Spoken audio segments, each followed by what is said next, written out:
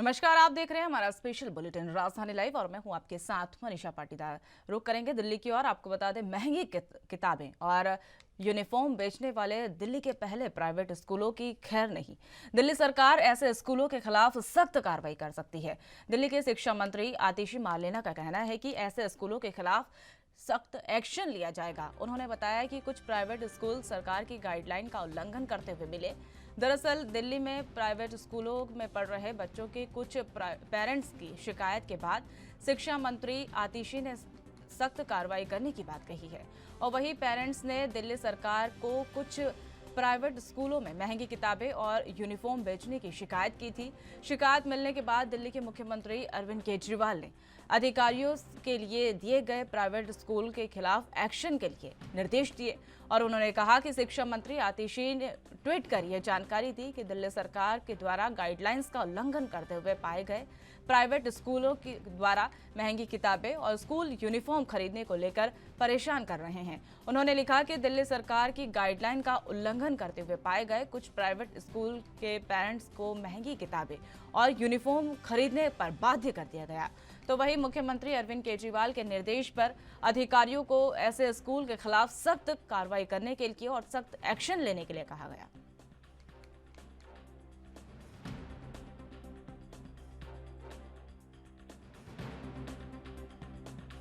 तो आपको बता दें, महंगी किताबें और यूनिफॉर्म बेचने वालों के अब दिल्ली में प्राइवेट स्कूलों की खैर नहीं।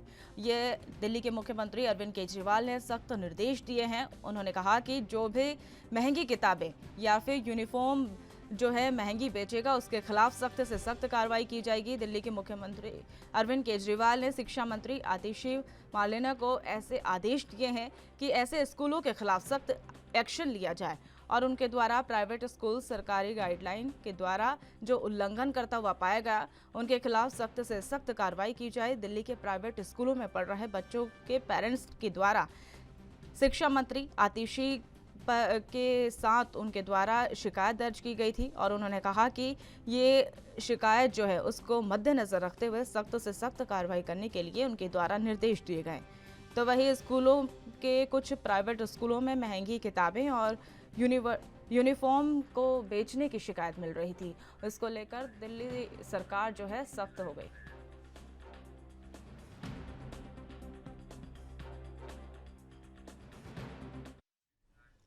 इस खबर पर और अधिक जानकारी के लिए हमारे साथ हमारे सहयोगी दिल्ली से लाइव जुड़ चुके हैं राजीव। जी राजीव, जिस तरह से दिल्ली सरकार लगातार स्कूलों के लिए सतर्क है और हमेशा शिक्षा को प्राथमिकता देने वाली सरकार जो है, अब एक बार फिर से सतर्क दिखाई दी और अलर्ट दिखाई दी और उनके द्वारा एक शिकायतों के मद्देनजर एक अधिकारियों को आदेश दिया गया है कि जो भी स्कूल में महंगी किताबें या यूनिफॉर्म जो महंगी देंगे उसके खिलाफ सख्त से सख्त एक्शन किया। देखिए, यहाँ पर बात करें मनीषा, जिस तरीके से लगातार कहीं न कहीं दिल्ली सरकार जो है वो शिक्षा के क्षेत्र के अंदर बड़े कदम उठाते हुए नजर आ रही है और लगातार स्कूलों को बेहतर किया जा रहा है। शिक्षा का पढ़ाने का जो तरीका है टीचरों का वो बदला जा रहा है। मगर अब जिस तरीके से दिल्ली सरकार के अधीन एक और जानकारी मिल पाई है कि दिल्ली के अंदर प्राइवेट स्कूल जो है वो कहीं ना कहीं मनमानी कर रहे हैं और परिजनों को परेशान कर रहे हैं महंगी यूनिफॉर्म लेने के लिए और यहाँ तक कि महंगी किताबें और कॉपियां जो है वो लेने के लिए अब मजबूरन कहीं ना कहीं परिजनों को दबाव बनाया जा रहा है प्राइवेट स्कूलों के द्वारा। और इस तरीके की जानकारी जो है अब परिजनों के द्वारा दिल्ली सरकार शिक्षा विभाग को भी दी गई है और जहां तक कि अब अरविंद केजरीवाल के द्वारा दिल्ली सरकार के गाइडलाइन को पालन करने के लिए दिल्ली से शिक्षा मंत्री जो है मनीष आतिशी उनको भी आदेश दिए गए हैं कि वो इसके लिए लगातार जो भी प्राइवेट स्कूल है वो जो सरकार की गाइडलाइन है उसका पालन नहीं कर रहे हैं उनके खिलाफ सख्ती से कार्रवाई की जाए। मगर यहाँ पर शिक्षा विभाग को अधिकारियों को भी इसके आदेश मिल चुके हैं। अब शिक्षा विभाग के जो अधिकारी हैं वो कहीं ना कहीं उन प्राइवेट स्कूलों के ऊपर कार्रवाई करता हुआ नजर आएगा और यहाँ तक कि उनके जो लाइसेंस है वो भी कहीं ना कहीं रद्द किए जा सकते हैं। मगर यहाँ पर बात करें जिस तरीके से प्राइवेट स्कूलों की, तो प्राइवेट स्कूल जो है वो हर साल इसी तरीके का कह सकते हैं नियम बनाते हैं और जहाँ तक कि जब बच्चों की क्लासेस चेंज होती है यानी कि रिजल्ट आने के बाद में जब क्लासेस बदलती है तो कहीं ना कहीं इसी तरीके का प्रक्रिया जो है वो प्राइवेट स्कूलों के माध्यम से कहीं ना कहीं परिजनों के ऊपर दबाव बनाया जाता है। किताबों को लेने के लिए, यहाँ तक कि जो कॉपी किताबें हैं उनको लेने के लिए महंगी महंगी फीसें मांगी जाती हैं, महंगे महंगे पैसे मांगे जाते हैं, और यहाँ तक कि यूनिफॉर्म को लेकर भी कहीं ना कहीं कहते हैं दबाव बनाया जाता है। और अब इसकी शिकायत जो है वो हर साल कहीं ना कहीं दिल्ली सरकार के शिक्षा विभाग को दी जाती है, मगर लगातार कार्रवाई नहीं होती नजर आती। मगर अब जिस तरीके से कहते हैं दिल्ली सरकार के मुख्यमंत्री अरविंद केजरीवाल की तरफ से कदम उठाने की बात की गई है, गाइडलाइन का पालन जो स्कूल नहीं कर रहा है उनके ऊपर भी कहीं ना कहीं अब कार्रवाई होती हुई नजर आएगी, तो ये बड़ी पहल जो है वो कहीं ना कहीं मानी जा रही है। और इससे कहीं ना कहीं उन परिजनों को राहत मिलती हुई नजर आएगी जो कहीं ना कहीं महंगी महंगी फीसें या फिर कहीं महंगे महंगे यूनिफॉर्म के जो चार्ज है वो नहीं दे पाते थे, उनके लिए कहीं ना कहीं बड़ी राहत जरूर हो सकती है। जी जी राजीव, जिस तरह से आपने बताया कि अब राहत जो है वो मिलने वाली है, लेकिन अगर अब हम बात कर ले दिल्ली के स्कूलों की, तो ऐसे कितने स्कूल हैं जिन्हें चिन्हित किया गया, या कितने स्कूल्स हैं जिनके द्वारा शिकायत की गई पेरेंट्स के द्वारा कि इन स्कूलों में महंगी किताबें मिल रही हैं? देखिए, यहाँ पर बात करें प्राइवेट स्कूलों की, तो प्राइवेट स्कूलों के अंदर हर साल कहीं ना कहीं मनमानी की जाती है, जिसकी शिकायतें लगातार मीडिया के अंदर कहीं ना कहीं दिखाई जाती है। और लगातार ये कहा जाता है कि स्कूल प्रशासन जो है परिजनों के ऊपर दबाव बना रहा है, यूनिफॉर्म को लेकर, किताबों को लेकर, और यहाँ तक कि जो डिक्शनरी होती है जो लिखने की, उसको लेकर भी कहीं ना कहीं दबाव बनाया जाता है। और प्राइवेट स्कूल कहीं ना कहीं इसके लिए कहीं ना कहीं मोटा चार्ज जो है वो वसूल करते हैं, जिससे कहीं ना कहीं परिजन जो होते हैं वो कहीं ना कहीं परेशान होते हैं, और उसके लगातार कहीं ना कहीं शिकायत जो है वो शिक्षा विभाग को भी दी जाती है। मगर यहाँ पर कितने स्कूलों के द्वारा कहीं ना कहीं ये कार्रवाई करने की बात की गई है, या फिर कहे कितने स्कूलों की जो शिकायत है वो लगभग 50 से 60 के करीब जो है वो दिल्ली के प्राइवेट स्कूलों की शिकायत जो है वो हर साल जाती है। मगर यहाँ पे ब्रांडेड स्कूलों की बात करें, जो प्राइवेट स्कूल है वो कहीं ना कहीं इसी की तरीके की प्रक्रिया अपनाते हैं, और यहाँ तक कि एक जो डिस्टर की दुकान जो होती है वो कहीं ना कहीं उनकी एक पर्सनल दुकान होती है, उसी से ही लेने के लिए दबाव बनाया जाता है। मगर यहाँ पर बात करें अब दिल्ली सरकार की गाइडलाइन की, तो उसके लिए भी कहीं ना कहीं अब अधिकारियों को पालन कराने के लिए बिल्कुल आदेश दिए गए हैं, और यहाँ तक कि शिक्षा विभाग अब किस तरीके से कार्य करेगा वो जरूर देखना होगा। मगर यहाँ पर बात करें शिक्षा विभाग की, तो शिक्षा विभाग की तरफ से प्राइवेट स्कूलों को एक गाइडलाइन दी जाती है, जिसके तहत अपनी स्कूल की जो वेबसाइट होती है उसके ऊपर सार्वजनिक किया जाता है कि किस दुकान से, या फिर लगभग 5 या 6 दुकानों से आपको डिक्शनरी लेनी है, ये इन दुकानों पर मिलेगी, उनके कॉन्टेक्ट नंबर, यूनिफॉर्म किस दुकान पे मिलेगी इसके कॉन्टेक्ट नंबर, सारी चीजें जो है वो वेबसाइट पर सार्वजनिक किया जाता है। मगर स्कूल प्रशासन जो है खासतौर पर प्राइवेट स्कूल जो है वो कहीं ना कहीं अपनी वेबसाइट पर इस तरीके की जानकारी नहीं देते, और सिर्फ पेरेंट्स को कहीं ना कहीं दबाव दिया जाता है कि उन्हीं से सारी चीज ली जाए ताकि वो मोटा पैसा जो है वो वसूल कर सके।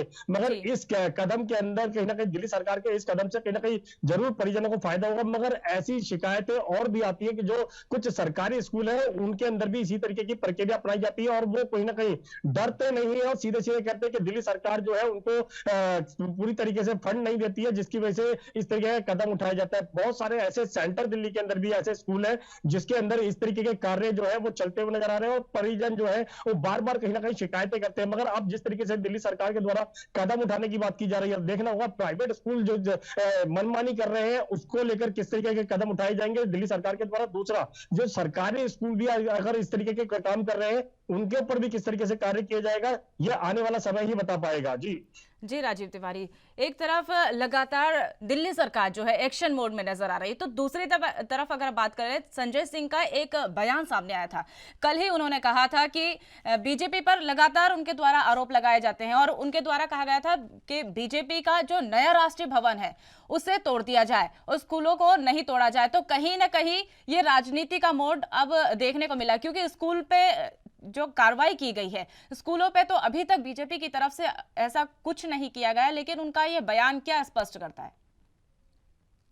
देखिए, यहाँ पर एक चीज समझनी होगी, राजनीति की बात करें तो राजनीति के क्षेत्र के अंदर लगातार बयानबाजी जो है वो देखने को मिल रहे हैं। दूसरा, यहाँ पर बात करें मनीष सिसोदिया की, जो पहले पूर्व शिक्षा मंत्री थे, वो कहीं ना कहीं तिहाड़ जेल से एक पत्र लिखते हैं जिसके अंदर प्रधानमंत्री को भी कहीं ना कहीं निशाना साधा गया, जहाँ तक कि कम पढ़े लिखे और विज्ञान की जानकारी नहीं है, इस तरीके के शब्दों का इस्तेमाल किया गया।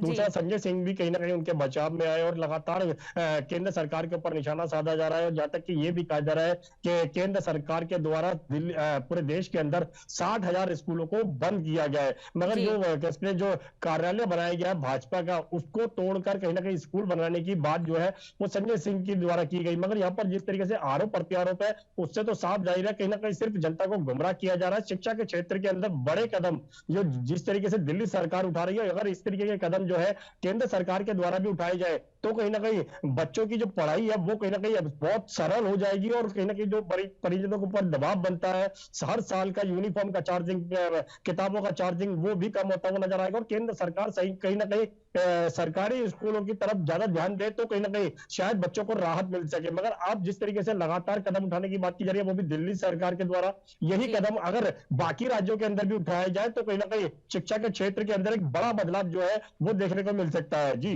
जी राजीव तिवारी, आप हमारे साथ जुड़े और तमाम जानकारी आपने साझा करी, इसके लिए बहुत बहुत धन्यवाद।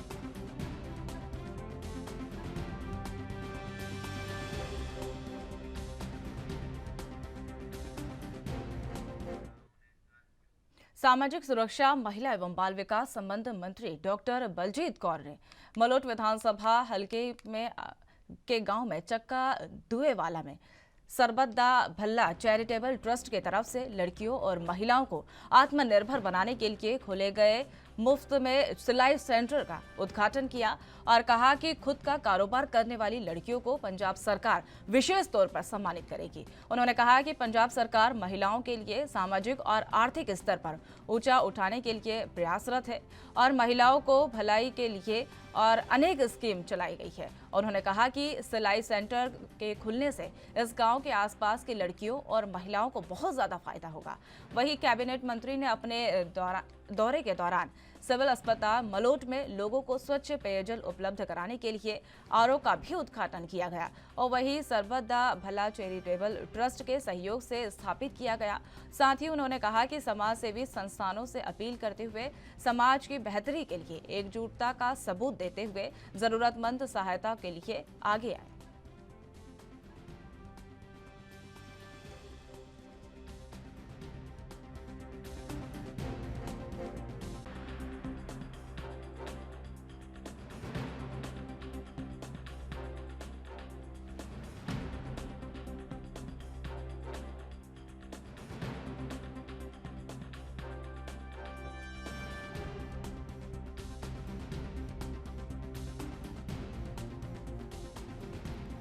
तो आपको बता दें, कैबिनेट मंत्री बलजीत कौर ने मलोट विधानसभा हलके के गांव चक्का दुलेवाला में सरबत दा भला चैरिटेबल ट्रस्ट की ओर से लड़कियों और महिलाओं को आत्मनिर्भर बनाने के लिए खोले गए मुफ्त सिलाई सेंटर का उद्घाटन किया।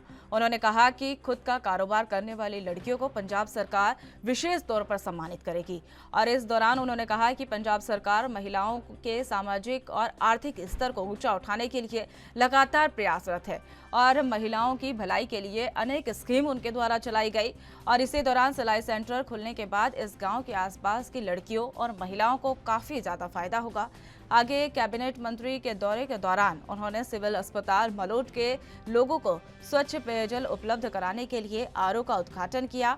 सरबत दा भला चैरिटेबल ट्रस्ट के सहयोग से यह स्थापित किया गया। साथ ही समाज सेवी संस्थानों से अपील करते हुए उन्होंने कहा कि समाज की बेहतरी के लिए एकजुटता का सबूत देते हुए जरूरतमंदों की सहायता के लिए आगे बढ़ना चाहिए। इसी दौरान आपको बता दें, बलजीत कौर ने मलोट विधानसभा हलके के गांव चक्का दुलेवाला में सरबत दा ढाबा चैरिटेबल ट्रस्ट की तरफ से लड़कियों और महिलाओं को आत्मनिर्भर बनाने की कोशिश के तहत मुफ्त सिलाई सेंटर का उद्घाटन किया। मुफ्त सिलाई सेंटर जो है उसमें लगातार लड़कियों को विशेष तौर पर पंजाब सरकार मदद करती है और इसी बीच कारोबार को बढ़ाने के लिए लड़कियों को पंजाब सरकार के विशेष तौर पर उनके द्वारा सम्मानित किया जाएगा और वही महिलाओं और लड़कियों को ऊंचा उठाने के लिए आगे आ रही हैं।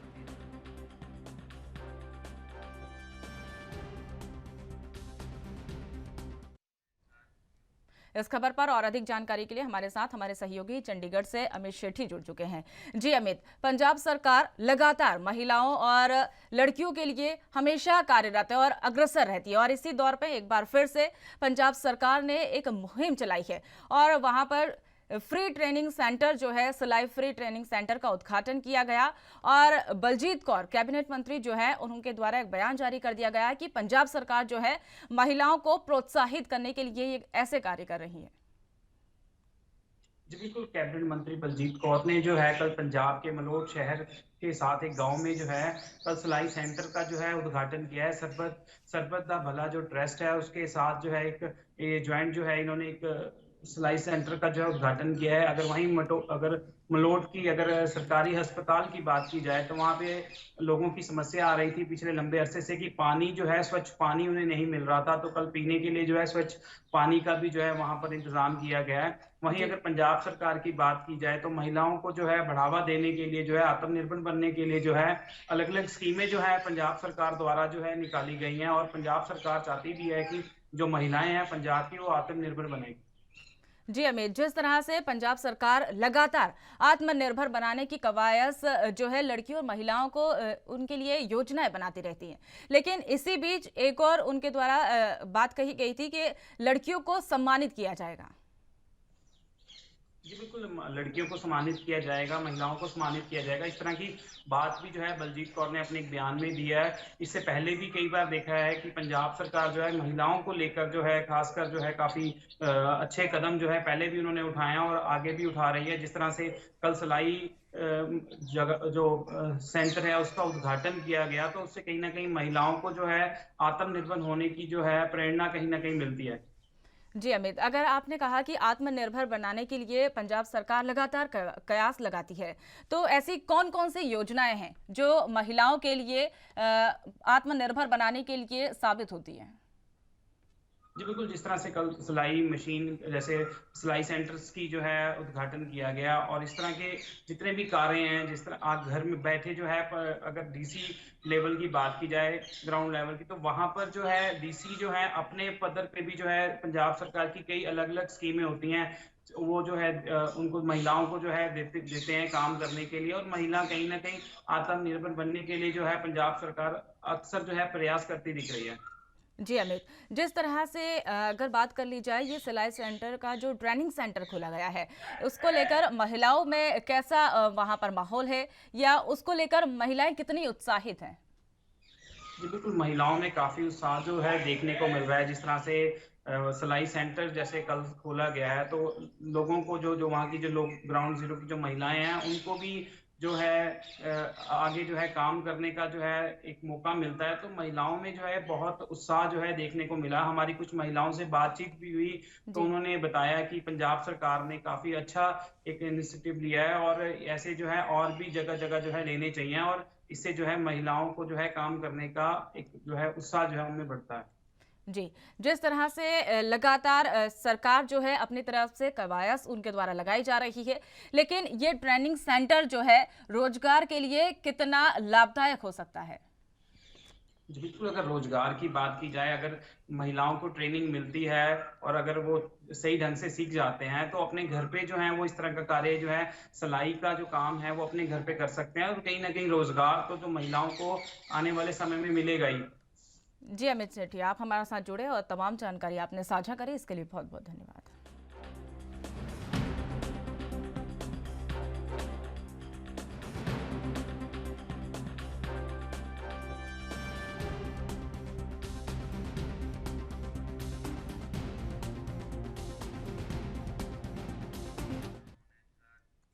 उत्तर प्रदेश के मुख्यमंत्री योगी आदित्यनाथ शनिवार यानी आज राजकीय इंटर कॉलेज में आयोजित कार्यक्रम में 479.77 करोड़ की 223 परियोजनाओं का शिलान्यास और लोकार्पण करेंगे।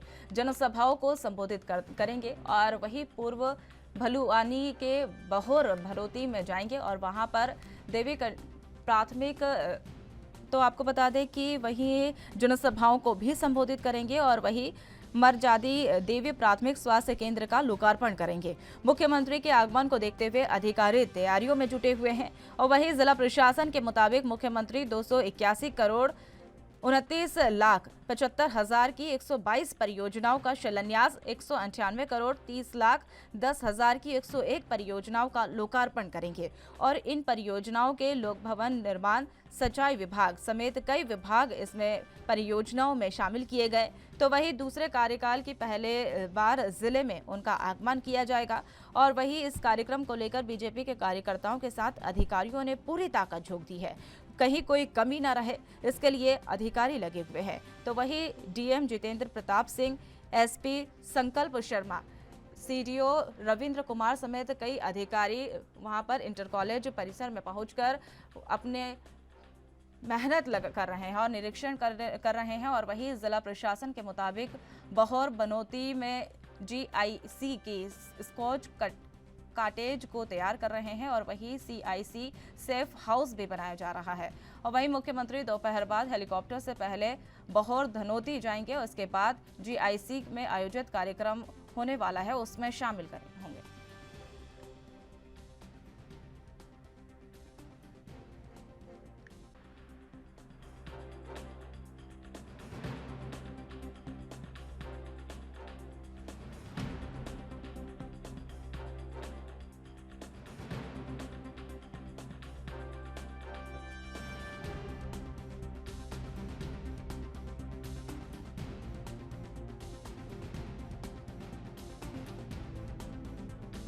तो आपको बता दें, उत्तर प्रदेश के मुख्यमंत्री योगी आदित्यनाथ का गोरखपुर और देवरिया दौरे को लेकर आज सभी बीजेपी कार्यकर्ताओं में काफी उत्साहित थे और अधिकारियों के द्वारा लगातार तैयारियां की जा रही है।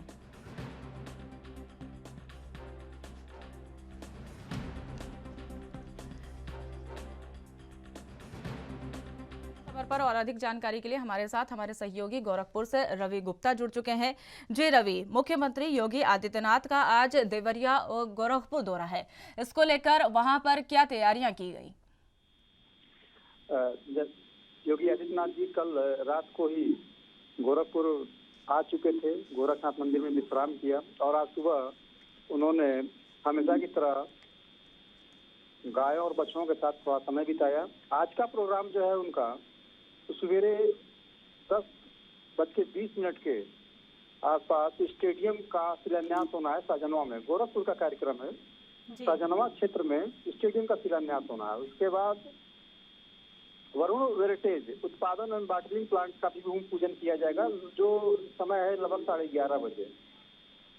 तो उसके बाद योगी आदित्यनाथ जी का काफिला जो है देवरिया के लिए रवाना होगा। यहाँ पे 2:55 का निर्धारित समय दिया गया है स्वर्गीय मर्जाली देवी प्राथमिक स्वास्थ्य केंद्र बरहज के उद्घाटन के लिए। और शाम लगभग 4 बजे जनपद देवरिया में विभिन्न योजनाओं का लोकार्पण करेंगे। जहाँ तक तैयारी की बात है, काफी चुस्त और दुरुस्त प्रशासन नजर आ रहा है, क्योंकि योगी जी का यह दौरा काफी महत्वपूर्ण है और खासकर योगी जी के गोरखपुर क्षेत्र से काफी लगाव रहा है। पहले से भी देखा जा रहा है, जब उन्होंने हिंदुवानी का गठन किया था तो सबसे पहले देवरिया में ही उन्होंने अपना विस्तार किया था। तो उस दृष्टि से भी देवरिया के लोग योगी जी के आगमन को लेकर काफी उत्साहित रहते हैं जी। और शाम को लगभग 5 बजे जनप्रतिनिधियों से देवरिया के राजकीय इंटर कॉलेज में मुलाकात करने के बाद विश्राम के लिए योगी जी पुनः गोरखनाथ मंदिर में आएंगे और कल महाराजगंज का दौरा करेंगे। जी रवि गुप्ता, जिस तरह से योगी आदित्यनाथ का दूसरे कार्यकाल का ये दौरा है, तो कहीं ना कहीं इस दौरे को लेकर काफी प्रतिक्रियाएं सामने आ रही है और लगातार ये अधिकारियों और कार्यकर्ताओं में काफी उत्साहित वो नजर आ रहे हैं। तो उसको लेकर वहां पे जो तैयारियां की गई हैं उसमें क्या विशेष किस चीज पर जोर दिया गया? जैसा कि मैंने आपको पहले ही बताया कि योगी आदित्यनाथ जी का जो देवरिया से लगाव रहा है काफी पहले से रहा है और उत्साह से परिपूर्ण नजर आ रहे हैं इस समय कार्यकर्ता। और उनके उत्साह को और रोकने के लिए न कह सकते हैं, उसको संतुलित करने के लिए शासन प्रशासन पूरी तरह संलग्न है। कहीं से भी कोई व्यवस्था होने की संभावना न हो, इसलिए उन्होंने पूरे डॉग स्क्वाड और बम निरोधक दस्ते सब जांच कर रहे हैं जहाँ पे कार्यक्रम होना है जी। और काफी संख्या में पुलिस बल वहाँ तैनात है जी। रवि गुप्ता, अगर बात कर लें जो अधिकारियों की, तो वहां पर जो तैयारियां कर रहे हैं, तो ये अधिकार किन किन अधिकारियों के वहां पर मौके पर तैनाती की गई और तैयारियों में का जो जिम्मा है वो किसको दिया गया? किसी भी जिले में कि जब कोई कार्यक्रम होता है तो उसके जो जिलाधिकारी होते हैं जिम्मेदार वही होते हैं और सारे कार्यक्रम का देख रेख और सुरक्षा व्यवस्था उन्हीं के अंतर्गत होता है। लेकिन एसएसपी महोदय भी यहाँ पे एसपी महोदय काफी सुबह से चुस्त दुरुस्त नजर आ रहे हैं और उनके साथ उनकी पूरी टीम लगी हुई है। जी रवि गुप्ता, आप हमारे साथ जुड़े और तमाम जानकारी आपने साझा करी, इसके लिए बहुत बहुत धन्यवाद।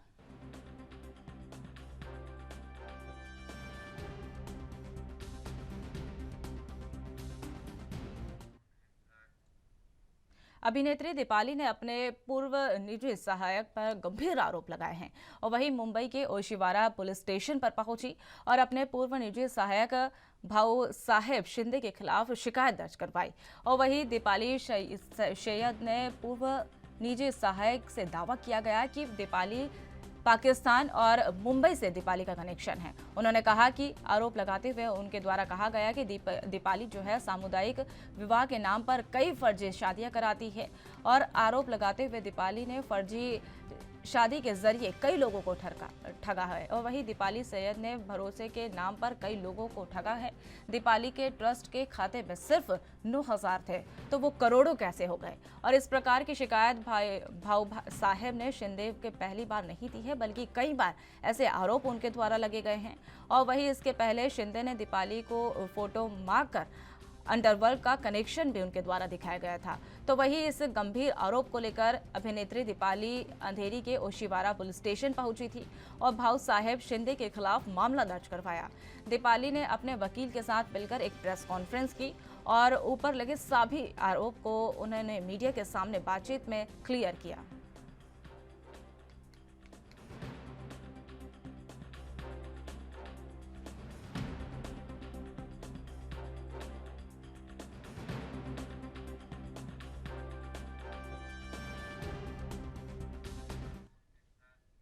इस खबर पर और अधिक जानकारी के लिए हमारे सहयोगी सत्यप्रकाश सोनी हमारे साथ लाइव जुड़ चुके हैं। जी सत्यप्रकाश, जिस तरह से अभिनेत्री जो है दीपाली, उन्होंने अपने निजी सहायक के ऊपर उनके द्वारा शिकायत की गई और सहायक के द्वारा गंभीर आरोप लगाए। बिल्कुल मनीषा जी, देखिए मुंबई के ओशिवारा पुलिस स्टेशन में दीपाली सैयद खुद आई थी। उन्होंने अपने सहयोगी पीए के ऊपर जो है मामला दर्ज कराया है, जिसमें बताया है कि उनके सहयोगी ने उन्हें एक बार नहीं बल्कि कई बार उन्हें कहा है कि वो उनका संबंध जो अंडरवर्ल्ड से उनका संबंध जो है डाउट से है। इस तरह का बातें उन्होंने कहा। खास बात उन्होंने यह भी कहा कि उनके संबंध पाकिस्तान है, जिसकी तस्वीरें मॉफ करके उन्होंने कई बार वायरल किया था। लेकिन कई बार अलर्ट करने के बावजूद भी उनके सहयोगी पीए ने उन पर जो इस तरह का आरोप लगाना नहीं छोड़ा। लिहाजा उन्होंने उस अपने सहयोगी के खिलाफ जो मामला दर्ज कराया है, जिसका नाम है भाऊ साहब शिंदे। भाऊ साहब शिंदे काफी लंबे समय से उनके साथ बतौर पीए के तौर पे काम करते हैं और उनके साथ काम करते हुए उनके साथ विश्वासघात किया है। उनके पास इस तरह का आरोप लगाया। हालांकि आरोपों का खंडन अभी तक पुलिस ने नहीं किया है, क्योंकि पुलिस इस पूरे मामले की जांच की बात कर रही है। लेकिन जरूर जो है दीपाली सैयद का मामला दर्ज कर लिया गया और आगे की जांच शुरू कर दी गई है। जी सत्यप्रकाश, जिस तरह से लगातार भाऊ साहेब शिंदे के द्वारा कई बार आरोप लगाए गए हैं, लेकिन ये जो आरोपों का दौर है उसके बीच दीपाली ने शिकायत दर्ज करवाई।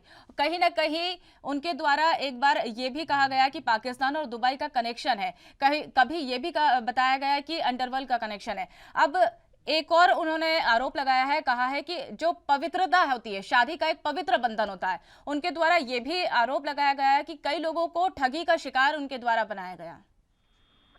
बिल्कुल, देखिए आरोप इसी तरह का है। सीधे तौर पर ये कह सकते हैं कि दीपाली सैयद जो है कई शादियों का जो है अरेंजमेंट किया है और कई शादियां उन्होंने खुद भी की है। लेकिन वह शादी इसलिए करती है कि जो सामने वाली पार्टी है उनसे पैसा लिया जा सके। ऐसे में शादी के नाम पर वसूली की तरह कह सकते हैं कि इस तरह का दीपाली सैयद के ऊपर आरोप लगाया गया है। जी लेकिन यह आरोप कितना सही है वो अपने आप में एक सवाल है और पुलिस के दायरे में जाता है, पुलिस जांच करेगी। लेकिन दूसरी तरफ यह भी कहा है कि दीपाली सैयद का एक ट्रस्ट है, जिस ट्रस्ट में महज 9,000 रुपए थे, जी अब उस ट्रस्ट में करोड़ों रुपए है, तो यह पैसे कहाँ से है? इससे साफ जाहिर होता है कि दीपाली सैयद का कनेक्शन पाकिस्तान और अंडरवर्ल्ड से है। हालांकि इसका क्या पुख्ता सबूत है, इसकी जानकारी जो पुलिस जरूर निकालेगी, लेकिन जो आरोप है बेहद संगीन, बेहद गंभीर है। लेकिन दीपाली सैयद ने देर रात करीब 9:30-10 बजे एक प्रेस कॉन्फ्रेंस की, जिसमें उन्होंने बताया कि उनके पीए भाऊ साहब शिंदे द्वारा लगाए गए सभी आरोप गलत है और इस तरह का उनका जो है सबूत है वो मॉर्फ किया हुआ है, यानी कि जो तस्वीरें वायरल की गई है वो मॉर्फ की गई है। लेकिन इस पुलिस जो है इस पूरे मामले में अब जांच करेगी कि दीपाली सैयद का जो कथन स्टेटमेंट है वो कितना सही है और उनके पीए का जो स्टेटमेंट है वो कितना सही है। जी सत्यप्रकाश, जिस तरह से भाऊ साहेब शिंदे के द्वारा आरोप तथ्यों के आधार पर लगाए गए, लेकिन अगर बात कर ले दीपाली की तो उन्होंने एक प्रेस कॉन्फ्रेंस की थी और इसमें जो खुलासा किया गया तो उनके द्वारा ऐसे कौन से तथ्य रखे गए या ये आरोपों को उनके द्वारा झुटलाया गया? देखिए, वो कहती है वो भारतीय नारी है और भारतीय नारी सिर्फ एक शादी में बिलीव करती है जी, लेकिन यह पुलिस का मामला है कि भारतीय नारी है या नहीं, क्योंकि दीपाली सैयद एक मुस्लिम समाज से जुड़ी हुई है और इस समाज में एक नहीं 3-3 शादियों करने का प्रावधान है जी, लेकिन जिस तरह से नए कानून के तहत कि आप तलाक देने से पहले आपको कानूनी प्रक्रिया पूरी करनी होगी, क्या दीपाली सैयद ने इस तरह की कानूनी प्रक्रिया पूरी की है या नहीं? अगर भाऊ साहब शिंदे कहते हैं कि दीपाली सैयद ने 3 से ज्यादा शादियां की हैं या अनगिनत शादियां की हैं, तो उस पर जो है पुलिस की जो है जांच होनी चाहिए। पुलिस की जांच में स्पष्ट हो पाएगा कि दीपाली सैयद की सफाई में जो बताए गए हैं वो कितनी सच्चाई है, लेकिन भाऊ साहब शिंदे की आरोपों में जो सच्चाई है वो कितनी सच्चाई है। तो इस पूरे मामले में पुलिस का बेहद अहम रोल है। पुलिस इस बात को स्पष्ट कर पाएगी कि दोनों के बीच में आखिर असली कड़ी क्या है। जिस तरह से आपने कहा कि जो असली कड़ी है वो पुलिस के द्वारा खंगाली जा रही है, लेकिन पुलिस का अभी तक कोई बयान सामने आया है या अभी तक जो कार्रवाई है वो कहां तक पहुंची है? देखिए, पुलिस ने कल देर शाम एफआईआर लिया है, जिसके बाद दीपाली सैयद ने प्रेस कॉन्फ्रेंस ली है करीब 9, साढ़े 9, 10 बजे के आसपास जी। अब इस पूरे मामले में पुलिस जांच के लिए थोड़ा समय लेगी। उसके बाद पुलिस जो है मीडिया से बातचीत करेगी कि जो आरोप लगाए गए हैं उसमें कितनी सच्चाई है। रही बात शादियों की, शादियों को लेकर भी पुलिस को जांच करना पड़ेगा कि कितनी शादियां दीपाली सैयद ने की है और कितनी शादियां करवाई है। ट्रस्ट को लेकर भी पुलिस को जांच करना पड़ेगा कि ट्रस्ट में 9,000 से 1 करोड़ या करोड़ों से ज्यादा कैसे आ गए, वो कहाँ पैसे है, किसके पैसे है, इसकी जांच पुलिस करेगी। तो तमाम जो आरोप लगाए गए हैं दीपाली सैयद के ऊपर वो कितनी सही है। भाऊ साहब शिंदे काफी लंबे समय से उनके साथ रहते हैं, तो जाहिर तौर पर अगर वो साथ में रहते हैं तो उन्हें तमाम तरह की जानकारियां होंगी। पुलिस उनसे भी जांच करेगी। अगर एक जांच में पाया जाता है कि सच में दीपाली सैयद के ऊपर जो आरोप लगाया गया है उसमें थोड़ी भी सच्चाई है, तो शायद पुलिस जो है भाऊ साहब शिंदे को हिरासत में लेकर भी पूछताछ कर सकती है और दीपाली शिंदे के जो एफआईआर दर्ज किया गया है उस मामले में गिरफ्तारी भी हो सकती है। जी सत्यप्रकाश सोनी, आप हमारे साथ जुड़े और तमाम जानकारी आपने साझा करी, इसके लिए बहुत बहुत धन्यवाद।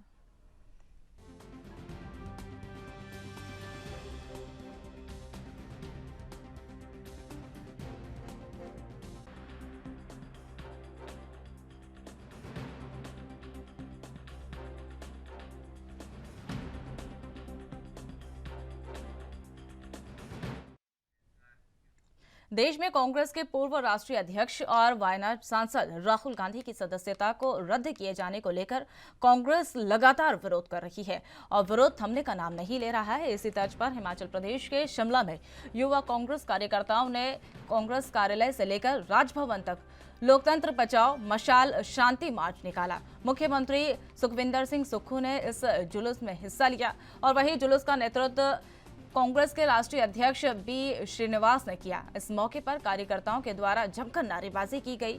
मशाल जुलूस में मुख्यमंत्री सुखविंदर सिंह सुक्खू समेत सैकड़ों कार्यकर्ता शामिल हुए और इस दौरान मुख्यमंत्री सुखविंदर सिंह सुक्खू ने आरोप लगाया कि केंद्र सरकार ने राजनीतिक षड्यंत्र के चलते राहुल गांधी की सदस्यता को रद्द किया है। उन्होंने आरोप लगाया कि जिस कांग्रेस पार्टी ने देश में 75 साल तक लोकतंत्र को मजबूत किया है। बीजेपी उसे कमजोर करने के लिए लगातार कोशिश कर रही है। उन्होंने आगे कहा कि कांग्रेस पार्टी लोकतंत्र की हत्या करने वालों को नहीं छोड़ेगी।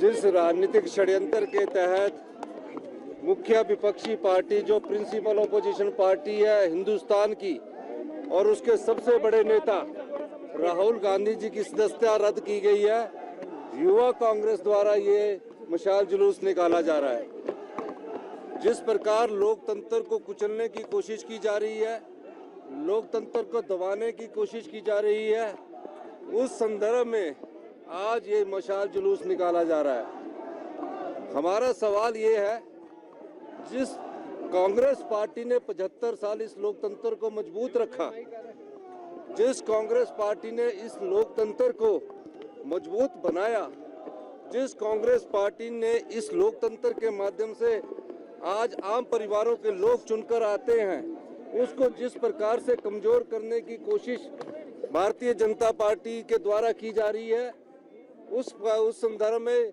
ये मशाल जुलूस युवा कांग्रेस के द्वारा हमारे राष्ट्रीय अध्यक्ष जो युवा कांग्रेस है वो यहाँ आए हैं, उनके नेतृत्व में लड़ाया जा रहा है और हम उसमें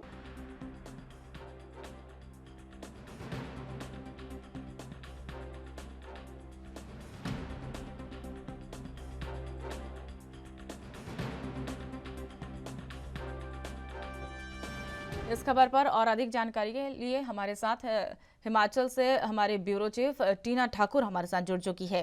टीना जी, लगातार शिमला में जो है कांग्रेस के द्वारा लोकतंत्र बचाओ मशाल जुलूस निकाले गया और राहुल गांधी की सदस्यता को लेकर देश भर में ऐसे जुलूस निकाले जा रहे हैं और उसी तर्ज पर हिमाचल प्रदेश में भी ये जुलूस जो है वो निकाला गया।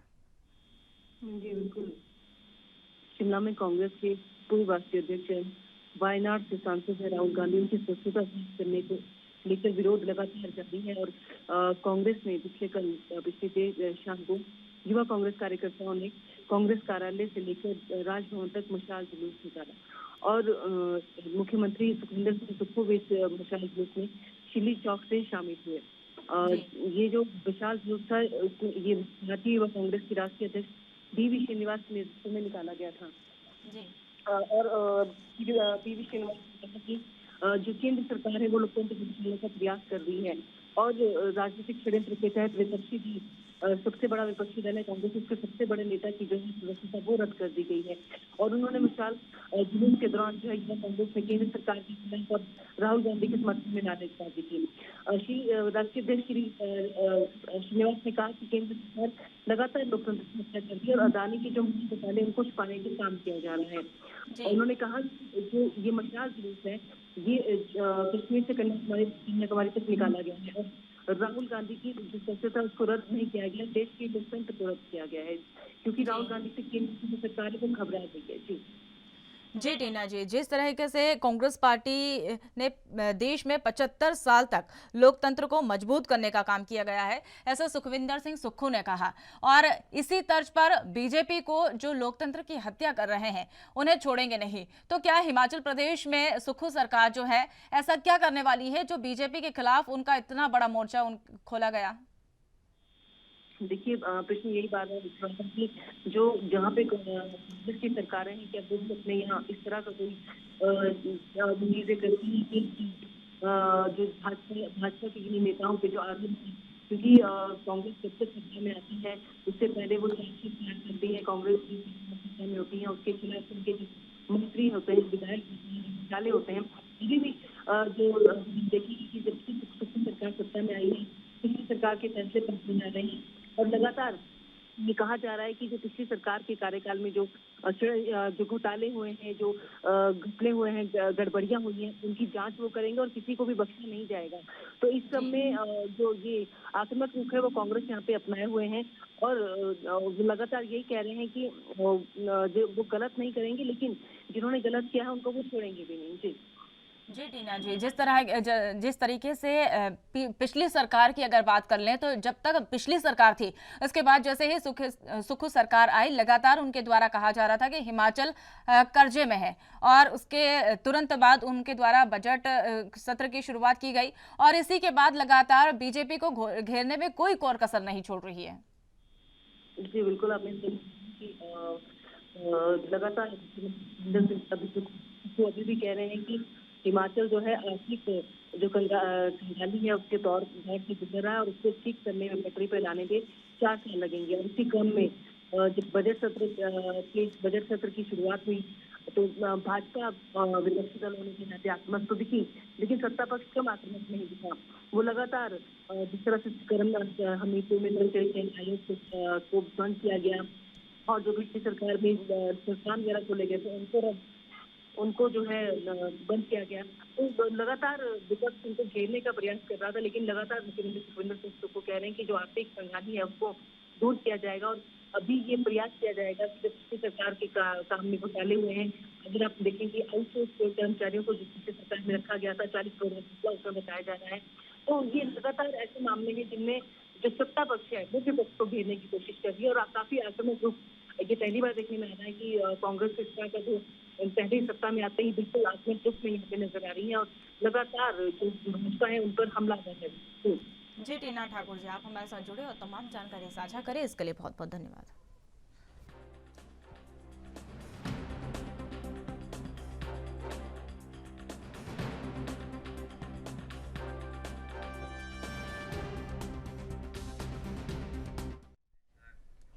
भारतीय जनता पार्टी के छत्तीसगढ़ प्रदेश सह प्रभारी नितिन नबी ने सभी मोर्चे के पदाधिकारियों, अध्यक्षों और महामंत्रियों के साथ बैठक की।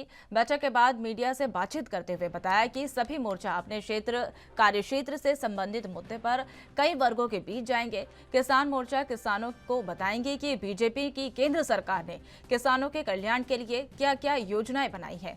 वहीं मोदी जी किसानों के लिए बेहतरीन फैसले करते हैं, और वही छत्तीसगढ़ की कांग्रेस सरकार किसानों के साथ छलावा करती है। साथ ही युवा मोर्चा के द्वारा युवाओं के बीच जाकर बेरोजगारी भत्ता समेत कई विषयों पर भूपेश बघेल की धोखेबाजी के तथ्यों को बताएंगे। और इसी बीच अनुसूचित जनजाति मोर्चा के मुद्दे पर भी वनवासियों के बीच किया जाएगा। और वही महिला मोर्चा शराबबंदी, स्वयं सहायता समूह में किए गए धोखाधड़ी के मामले भी महिलाओं के साथ उनके साथ चर्चा की जाएगी। महिलाओं के हक के संघर्ष के साथ बीजेपी लगातार कार्यरत है। तो वही महिला मोर्चा अपने कार्यक्षेत्र में विषयों पर महिलाओं के बीच जाकर महिलाओं के साथ बातचीत करेंगे। और वही पिछड़ा वर्ग, अनुसूचित जनजाति, अल्पसंख्यक समेत तमाम मोर्चा के बीच बीजेपी जाकर अपने बीजेपी के गुण गिनवाएगी।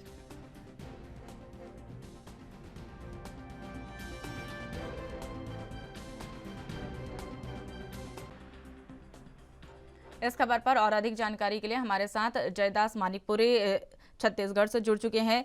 जी जयदास, जिस तरह से बीजेपी के प्रदेश सह प्रभारी नितिन नबी ने सभी प्रभारियों, अध्यक्षों और महामंत्रियों के साथ बैठक की, और इस बैठक में क्या कुछ अहम रहा, एक बार पूरी जानकारी। देखिए, कल जो है बीजेपी की बैठक हुई है।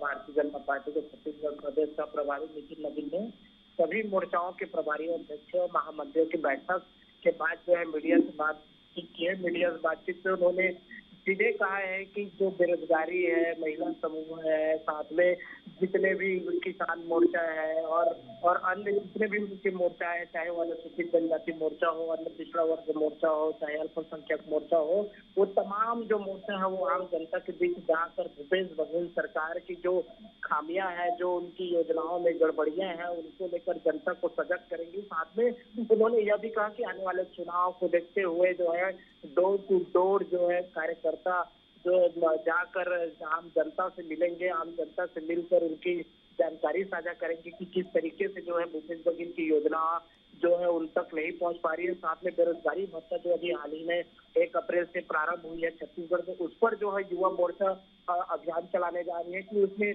तमाम जो खामियां हैं जो कई वर्गों को छोड़ दे रही है, कई उसमें नियम कानून लगाए गए हैं कि कई बेरोजगार युवा हैं वो आवेदन नहीं कर सकते। इस पर उन्होंने बात की। इसके साथ ही जो है उन्होंने यह भी कहा नितिन नवीन ने कि नेता प्रतिपक्ष नारायण चंदेल को जो है मुख्यमंत्री भूपेश बघेल की चिट्ठी पर कहा कि पहले अपने मंत्री के सीधे की चिट्ठी का जवाब दे। उन्होंने यह भी कहा कि राम राज्य सुशासन का प्रतीक है, रावण राज अन्याय का। फिर भी रावण अपनी जनता के लिए कुछ काम करता था। छत्तीसगढ़ में भूपेश बघेल की सरकार ने कुछ भी काम नहीं किया है। उन्होंने सीधे कहा कि भाजपा की केंद्र सरकार चेहरा या जाति देखकर योजना नहीं बनाती, समान रूप से सभी के हित में योजनाओं का लाभ मिलता है। देश के सभी किसानों को पैसा दे रही है। वहीं साथ में उन्होंने यह भी कहा कि सभी गरीबों को पक्का मकान दे रही है। अल्पसंख्यक वर्ग को समानता के साथ मोदी जी की जो योजना है उसका लाभ मिल रहा है। इस तरीके के जो तमाम दावे हैं केंद्र सरकार की तरफ से उन्होंने की है कल छत्तीसगढ़ में। जी जयदास मानिकपुरी, जिस तरह से ये बैठक हुई और उसके बाद किसान मोर्चा के द्वारा कहा गया, किसान मोर्चा को उनके द्वारा निर्देश दिए गए और उन्होंने कहा कि किसानों के कल्याण के लिए क्या क्या योजना जो है बीजेपी ने बनाई है ये जनता के बीच जाकर गिनाए।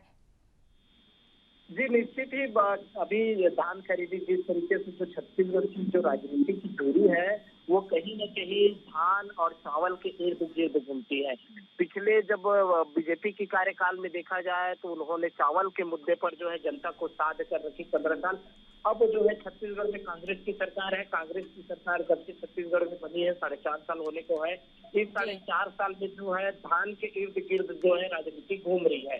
तो सीधी सी बात यह है कि बीजेपी यही चाह रही है कि जो धान का मुद्दा है, जिस तरीके से अभी छत्तीसगढ़ में किसानों को धान के मुद्दे पर मुख्यमंत्री भूपेश बघेल रिहा कर रखे हुए हैं। अभी हाल ही में जो प्रति एकड़ खरीदी है 15 क्विंटल की वो 20 क्विंटल कर दी है। तो इस पर कहीं न कहीं किसानों का एक गहरा प्रभाव किसानों पर गहरा प्रभाव पड़ा है, छाप छोड़ी है कांग्रेस की सरकार ने। इस पर जो है योजना बीजेपी बना रही है कि हम किसान के बीच जाकर उनकी समस्याओं को गिनाएं कि उनकी धान जो है किस तरीके से खरीदी गई, किस तरीके से नहीं खरीदी गई। तो ये तमाम मुद्दे हैं जिस पर जो है बीजेपी अब खुलकर सामने आ रही है और जनता के बीच जा रही है।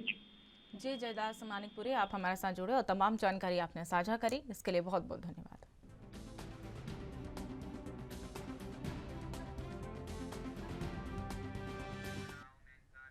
तो वक्त तो चला एक छोटे से ब्रेक का। ब्रेक के बाद फौरन हाजिर होते हैं। ब्रेक के बाद स्वागत है आपका। अब रुक करेंगे उत्तराखंड की ओर। आपको बता दें, देश में लगातार बढ़ रहे कोरोना के मामले को लेकर केंद्रीय स्वास्थ्य मंत्री मनसुख मंडाविया ने स्वास्थ्य विभाग की समीक्षा बैठक की, जिसमें अलग अलग राज्यों के मंत्री और स्वास्थ्य से जुड़े अधिकारी मौजूद रहे।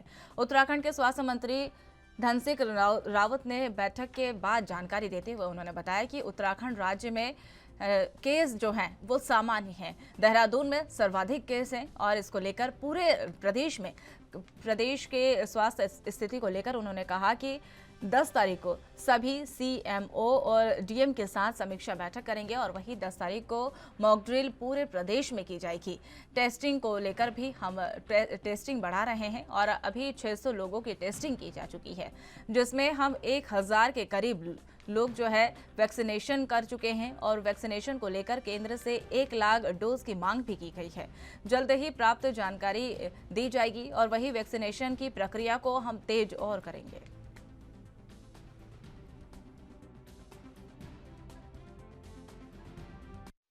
पूरे देश के स्वास्थ्य मंत्रियों के साथ एक बैठक की है और मैं भारत सरकार के स्वास्थ्य मंत्री मनसुख भाई मांडविया जी को धन्यवाद देना चाहता हूं कि हमारे राज्य में बहुत सामान्य स्थिति है। कई प्रदेशों में तो 2-2, 3-3 हज़ार केस है, हमारे यहाँ भी 98 केस हैं और उसमें से भी काफ़ी लोग ठीक हो गए हैं। हमारे 4 जिले से जहाँ की 0 केस है, 5 जिले हमारे ऐसे हैं जहाँ की 4 से भी और 3 से कम केस है। सर्वाधिक केस हमारे देहरादून में है, 68% इनमें से। तो 3 बातें आज हुई हैं कि एक तो हम लोग 9 तारीख को सभी सीएमओ के साथ और डीएम के साथ एक बैठक करेंगे। 10 तारीख को हम पूरे प्रदेश में और पूरे देश में मॉक ड्रिल करेंगे सभी हॉस्पिटलों का। और तीसरा ये है कि हम टेस्टिंग बढ़ा रहे हैं। अभी हमारे यहाँ लगभग 600 लोगों की टेस्टिंग होती है, हम इसको लगभग 1000 से ज़्यादा ले जाना चाहते हैं। बाकी वैक्सीनेशन भी हमारे यहाँ पहली डोज सब पे लग गई है, दूसरी डोज भी सब पे लग गई है, तीसरी डोज भी हमारे यहाँ लगभग 27-28% लोगों पे लग गई है। 1 लाख डोज हमने भारत सरकार से डिमांड की है और मुझे लगता है कि भारत सरकार जल्दी उस पे इस खबर पर और अधिक जानकारी के लिए हमारे साथ हमारे सहयोगी अमित चौधरी जुड़ चुके हैं फोन लाइन पर।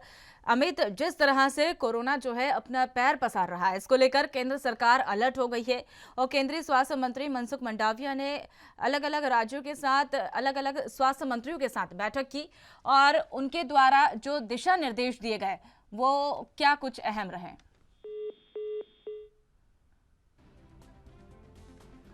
तो आपको बता दें कि देश में लगातार बढ़ रहे कोरोना के मामले को लेकर केंद्रीय स्वास्थ्य मंत्री मनसुख मंडाविया ने स्वास्थ्य विभाग की समीक्षा बैठक की और इसमें अलग अलग राज्यों के स्वास्थ्य मंत्रियों ने भाग लिया। आपको बता दें उत्तराखंड की स्वास्थ्य मंत्री उत्तराखंड के मुख्यमंत्री के साथ स्वास्थ्य मंत्री जो है लगातार अलर्ट मोड पर नजर आ रहे हैं और बढ़ते कोरोना के मद्देनजर स्वास्थ्य मंत्री धन सिंह रावत ने बैठक की जानकारी दी और उनके द्वारा कहा गया कि उत्तराखंड राज्य में कोरोना के केस अभी सामान्य है और देहरादून में सर्वाधिक अधिक है।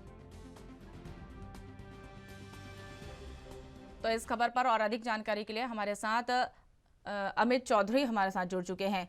जी अमित, जिस तरह से कोरोना जो है अपना कहर बरपाने में कोई कसर नहीं छोड़ रहा है, उसको लेकर केंद्र सरकार अलर्ट है और मनसुख मंडाविया के द्वारा स्वास्थ्य मंत्रियों के साथ एक बैठक की और इसकी जानकारी उत्तराखंड के स्वास्थ्य मंत्री धन सिंह रावत ने दी और उनके द्वारा ये जानकारी में क्या कुछ कहा गया, एक बार पूरी जानकारी। देखिए मनीषा, बिल्कुल उत्तराखंड में कोरोना वायरस के मामले अब बढ़ने लगे हैं, जिसमें बीते 24 घंटे अगर बात की जाए तो 51 मामले सामने आए, जिसमें अकेले देहरादून में सबसे अधिक सर्वाधिक मामले सामने आए जो 44 मामले हैं। और इसके अलावा यहाँ स्वास्थ्य विभाग के मुताबिक बीते बृहस्पतिवार को 417 सैंपल की जाँच की गई थी, जिसमें देहरादून जिले में 44 मामले आए हैं और अल्मोड़ा, चमोली और हरिद्वार जिले में 2 मामले आए और पौड़ी जिले में 1 संक्रमित मरीज मिला है। तो पूरी तरीके से कहा जा सकता है कि जब कोरोना के मामले वो फिर से बढ़ने लगे और लोगों में कहीं ना कहीं इसका जो है डर अब दिखने लगा है। और वही बात की जाए जिस तरीके से मामले बढ़ रहे हैं, वही उत्तराखंड की जो सरकार है वो इसको लेके अलर्ट हो चुकी है। स्वास्थ्य मंत्री के द्वारा यहाँ पर लगातार यहाँ जो केंद्रीय स्वास्थ्य मंत्री उनके साथ बैठक की गई है, सभी राज्य के यहाँ पर जो स्वास्थ्य मंत्री उनके साथ, और बैठक में यहाँ पर तमाम तरह से निर्णय निकाले गए। अगर जरूरत आगे अगर मामले बढ़ते हैं तो इसमें गाइडलाइन जरूर जारी की जाएगी और वहीं कोरोना के बढ़ते प्रकोप जो कोरोना जो बढ़े ना उसको लेकर के तमाम यहाँ पर तैयारी की जा रही है। वही जो स्वास्थ्य मंत्री रणधीर रावत उनके द्वारा कहा गया है कि यहाँ पर सभी सीएमओ के साथ यहाँ पर बैठक की जाती है और 10 तारीख के बाद यहाँ पर एक मॉकड्रिल की जाएगी। जनता को जागरूक होना बहुत जरूरी है, क्योंकि जिस तरीके से बीते सालों में हमने जो कोरोना का जो यहाँ पर कहर देखा है वो पुनरावृत्ति ना हो, उसको लेकर के जनता को भी जागरूक होना पड़ेगा। जी अमित चौधरी, लगातार स्वास्थ्य मंत्रियों के द्वारा ये बैठक की गई और कोरोना को लेकर लगाम लगाने की कोशिश सरकार के द्वारा की जा रही है। अमित चौधरी, आप हमारे साथ जुड़े और तमाम जानकारी आपने साझा करी, इसके लिए बहुत बहुत धन्यवाद।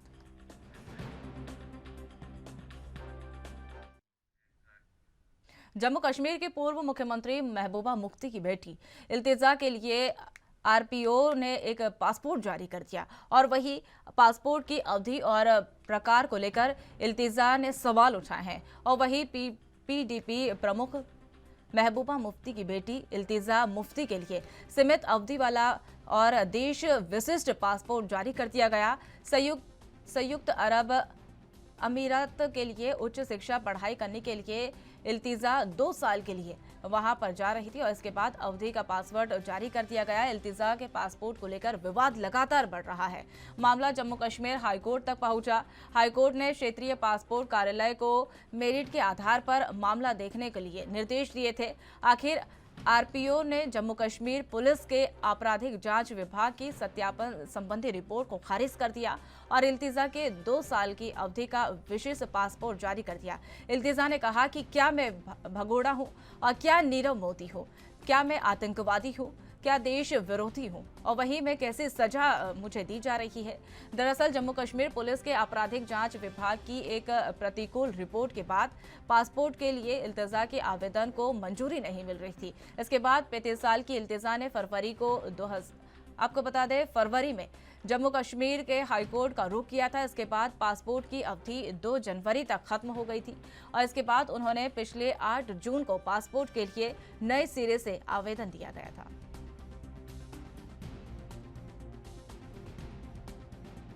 पासपोर्ट दे रहे हैं जिसमें मैं बस यूएई जा सकती हूँ, तो you have to tell me, legally you have to let me know, you are answerable to me कि आप मुझे कंडीशनल पासपोर्ट क्यों दे रहे हैं। क्या मैं नीरव मोदी हूँ? क्या मैंने कोई हवाला स्कैम किया है? क्या मैंने मनी लॉन्ड्रिंग की है? और जो सीआईडी है उनने जो एडवर्स रिपोर्ट दी है वो सील्ड कवर में क्यों दी है?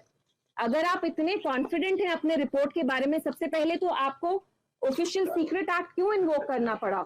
आप क्यों चाहते हैं ये डॉक्यूमेंट जो आपने मेरे खिलाफ कोर्ट में दिया है, जो आप सील कवर में दे रहे हैं, आप वो क्यों नहीं चाहते हैं कि वो बाहर पब्लिक डोमेन में आए?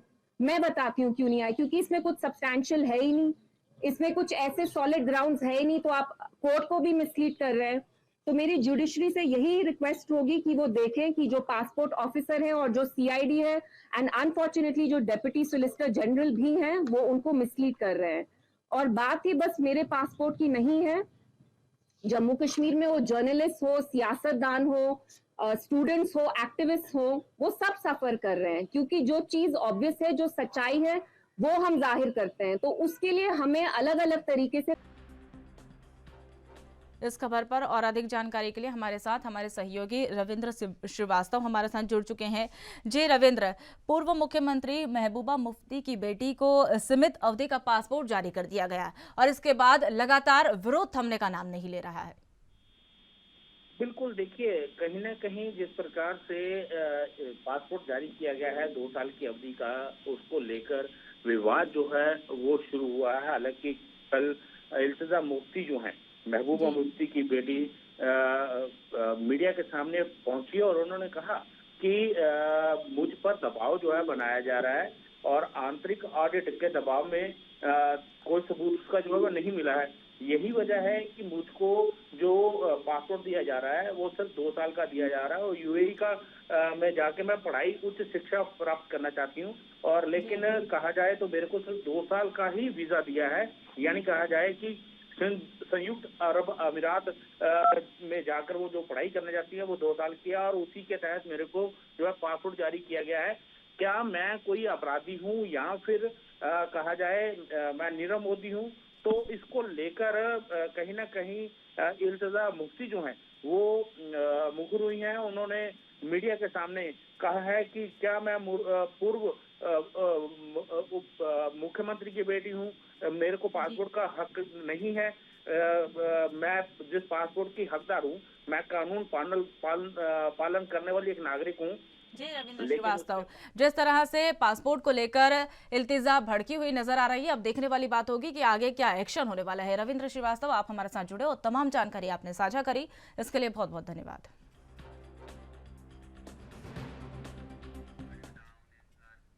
तो फिलहाल राजधानी लाइव में हमारे साथ इतना ही। तमाम ताज़ा खबरों के लिए देखते रहिए ANB न्यूज़। नमस्कार।